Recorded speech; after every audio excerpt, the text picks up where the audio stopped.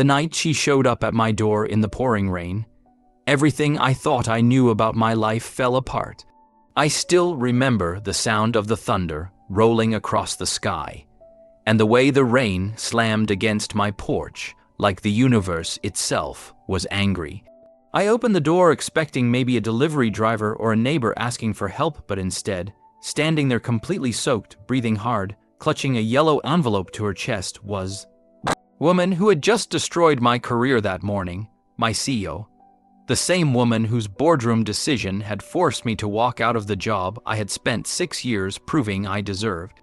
Her hair was dripping, her white shirt clung to her skin from the rain, and her eyes looked desperate, like someone who had run out of time. She looked straight at me and said my name like it was the only word she knew. In that moment, my heart was pounding, anger boiling in my chest, confusion clouding my mind.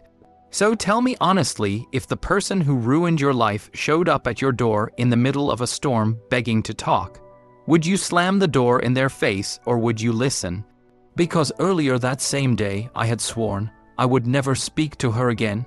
My name is Marcus Reed, and for most of my life, I learned the hard way that the world doesn't give black men many second chances, especially not single fathers trying to climb their way into corporate America.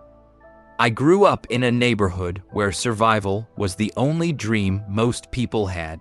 My mother raised me and my younger sister by herself after my father disappeared before I could even remember his face.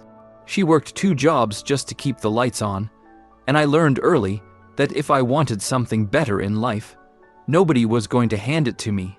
So I studied. I worked harder than anyone around me. I stayed out of trouble, stayed focused, and eventually I became the first person in my family to graduate college. When my son Jordan was born a few years later, I promised myself something. I promised him that his life would be different from mine, that he would grow up seeing his father succeed instead of struggle. That promise is what pushed me to fight for the job that eventually changed everything. I started working at the company when it was still small, barely more than a startup trying to break into the tech consulting world. I wasn't a manager, not even close. I started in customer operations, answering emails, fixing client issues, doing the kind of work nobody notices unless something goes wrong. But I treated every task like it mattered because to me it did. Every late night, every solved problem, every satisfied client was another brick in the life I was building for my son. Slowly, people began noticing. Promotions came. Responsibilities grew. My reputation inside the company became simple. Marcus gets things done. But success doesn't mean the doubts disappear. Every meeting I sat in, every room full of executives I walked into, I could still feel the quiet judgment in people's eyes. The unspoken question, what is he doing here? Still, I ignored it, because one person never treated me that way. Her name was Elena Carter. When she became CEO 2 years after I joined the company, everything changed. She was younger than most executives, brilliant, confident, and known for turning struggling companies into industry leaders. The first time I met her was during a presentation I gave about improving our customer retention system. I remember expecting the usual polite nods and corporate smiles, but instead, she leaned forward in her chair and listened to every word like it mattered. When I finished, she asked me questions no executive had ever asked before. Real questions, smart questions. That meeting changed my life because 2 weeks later, she promoted me to head of operations. For the first time in my career, I felt like someone saw me not as a diversity statistic or a risk, but as talent. For 2 years, we worked side by side building the company into something bigger than anyone expected. She trusted my judgment, and I trusted her leadership. Sometimes we worked so late, the office cleaners would be the only people left in the building. We would sit across from each other, reviewing reports, arguing over strategies, laughing over terrible vending machine coffee. She never treated me like an employee she tolerated. She treated me like a partner in building something important. And maybe that's why what happened next hurt so much. 3 months ago, the company started negotiating a massive merger with another corporation. It was the kind of deal that could make everyone involved extremely rich, but it came with consequences. The other company wanted restructuring, layoffs, departments eliminated. I spent weeks analyzing the proposal, looking for ways to protect the teams I had built. That's when I discovered something that didn't make sense. Hidden inside the financial projections was a clause that would outsource most of our operations department to an overseas contractor, which meant the team I built, the people who trusted me, would lose their jobs. I couldn't accept that quietly, so I brought the issue to Alina. The conversation that followed was one I will never forget. She sat behind her desk reading the documents I placed in front of her, her expression slowly tightening. At first, she said nothing. Then she asked me if I understood the scale of the merger. I told her I did. She asked if I understood the financial gain it would bring. I told her that didn't matter if it destroyed the people who built the company. The room grew tense. For the first time since I met her, we were standing on opposite sides of something that mattered. I told her I couldn't support the merger under those conditions. She told me the board had already approved it. I told her I wouldn't help implement layoffs targeting my team. That's when everything exploded. By the next morning, I was called into an emergency board meeting. The directors sat around the long table staring at me like I was a problem they needed to remove. Alina sat at the head of the table, her face unreadable. One of the board members explained that my refusal to cooperate with restructuring was being considered insubordination. I argued that protecting employees wasn't insubordination, it was leadership. The debate grew heated. Eventually, the board gave Alina a choice: replace me or risk delaying the merger. The silence that followed felt endless.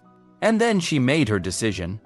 She said the company could not afford internal resistance during a critical merger process. She said leadership requires unity. Then she said she accepted my resignation. Just like that. 6 years of work erased in a single sentence. I didn't argue after that. I stood up, thanked the people who had supported me, and walked out of the building with the same dignity I walked in with years earlier. But inside I felt something breaking. When I got home, my son asked why I was home early. I told him sometimes doing the right thing costs you something. I didn't know how right that sentence would become. The rain started that evening around midnight. Jordan was asleep upstairs, and I was sitting alone in the living room trying to figure out what came next in my life. That's when the knock came. When I opened the door and saw Alina standing there drenched in rain, holding that yellow envelope like it was the only thing keeping her together, I honestly thought I was imagining things.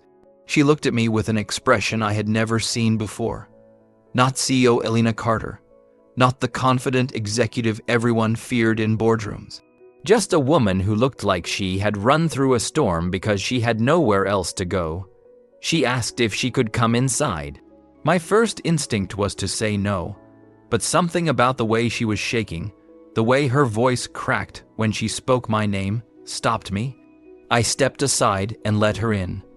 Water dripped from her clothes onto the floor as she stood in my living room trying to catch her breath. For a moment, neither of us spoke. Then she held out the envelope and said the words that completely shocked me. I made the biggest mistake of my life today.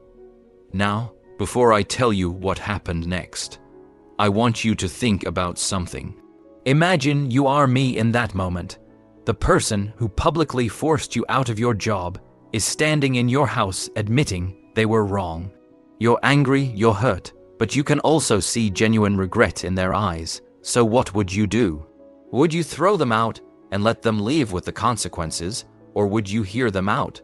Go ahead and think about that for a second, because the choice I made changed everything.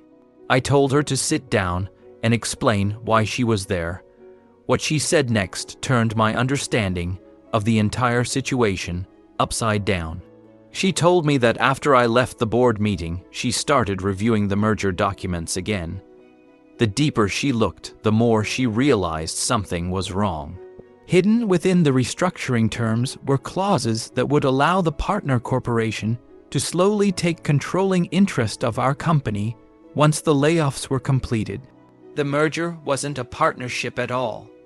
It was a takeover disguised as cooperation, and the person who had helped negotiate those terms was one of our own board members. The man who accused me of insubordination had been secretly working with the other corporation to sell the company piece by piece. My resistance had threatened that plan. That's why they wanted me gone. Elena admitted she didn't see it earlier because she trusted the board too much. But after I left, something about my reaction kept bothering her, so she started digging deeper. When she discovered the truth, she confronted the board member privately. His reaction confirmed everything. By the time she left the office that night, she had already contacted lawyers and prepared documents exposing the entire scheme. The yellow envelope she brought contained proof that the merger was fraudulent. But that wasn't the part that shocked me the most. She looked at me and said she didn't come to my house just to explain what happened. She came because she realized something else when I walked out of that boardroom. She realized the one person she trusted most in the company was the one she had just pushed away. She said she needed my help to fix what she broke. Over the next several hours, we sat at my kitchen table, going through every document in that envelope. The storm outside kept raging, thunder shaking the windows, but inside something unexpected was happening between us. The anger I carried slowly started fading as I saw how deeply she regretted the decision she made. At one point, she looked at me and said something that caught me completely off guard. She said when I stood up to the board earlier that day, she realized something about me she had been ignoring for months. She said I was the only person in that entire building who cared more about people than profits. Then she said something even more surprising. She said that's the reason she couldn't stop thinking about me all evening. That moment changed the atmosphere in the room. Suddenly, the tension between us wasn't just professional anymore. It was something deeper, something we had both been pretending not to notice for a long time. But before anything else could happen, we had a company to save. The next morning, we walked back into that corporate building together. The board members who expected me to disappear were stunned when they saw me standing beside the CEO.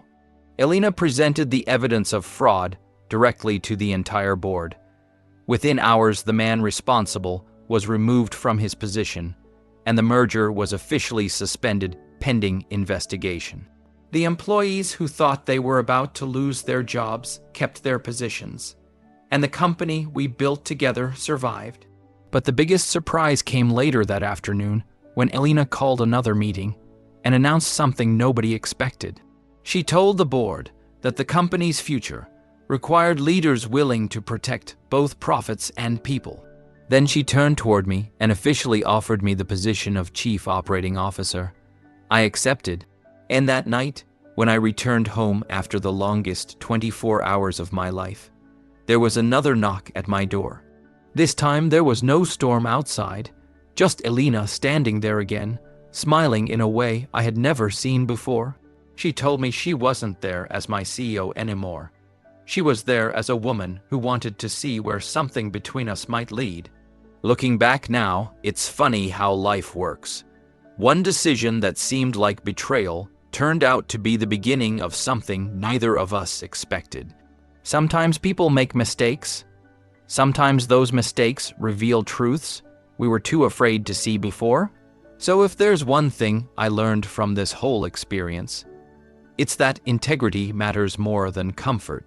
Standing up for what's right might cost you something in the moment, but eventually the truth has a way of surfacing. If you believe I made the right choice standing up for my team, go ahead and like this video. If you want to hear more real stories like this, make sure you subscribe to the channel. And I want to know, what you think if you were in my position. Would you have opened the door that night or closed it forever? Share your thoughts in the comments because I read every single one. Thanks for listening to my story, and I'll see you all in the next one.